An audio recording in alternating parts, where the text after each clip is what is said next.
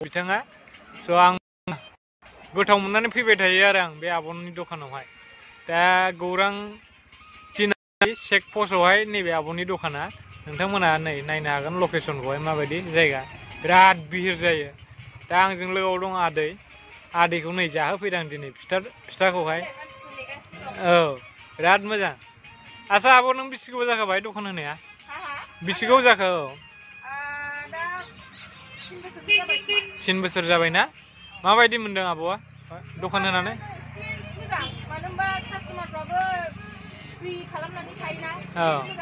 मोजां मोनो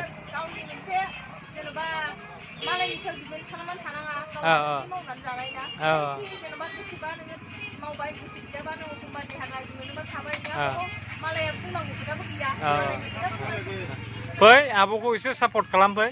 माने आब'नि दखानाव बिराद नोंसोर मा जानो गोसो मोनजाजोबगोन आरो पुरि दङ